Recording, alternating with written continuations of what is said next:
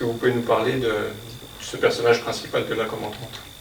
Oui, alors c'est un personnage qui est arrivé dans un second temps d'écriture.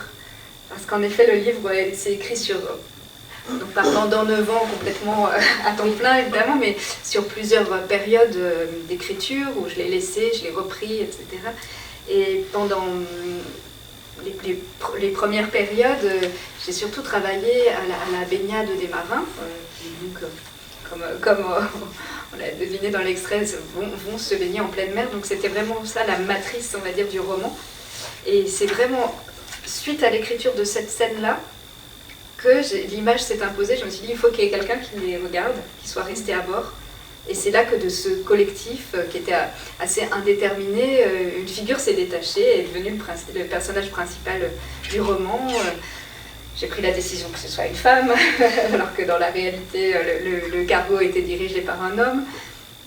Donc ça a fait basculer aussi le texte dans ce qui pouvait être un long poème est devenu une fiction déjà, et puis un roman.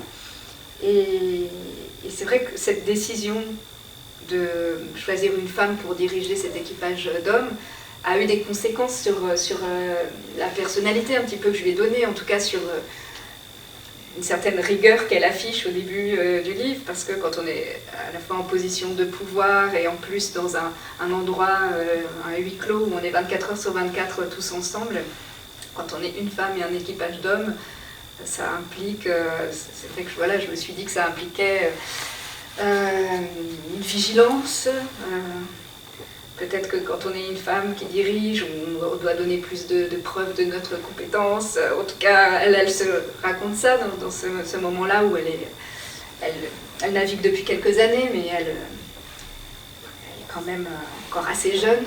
Voilà. Donc c'est un personnage qui, au début du livre, apparaît comme très strict, très rigide, mais le petit grain de sable, c'est que finalement elle se laisse faire par ce petit coup de folie. Ouais. Quelque chose qui la dépasse aussi, je pense quand même. C'est ça, cette proposition un peu puérile aussi, de dire allez, on va se baigner. Et à partir de là, eh ben, c'est sûr que toutes ces barrières cèdent un petit peu. Et finalement, le livre est aussi le récit d'une transformation, d'une mutation légère ou de quelqu'un qui baisse les armes un petit peu.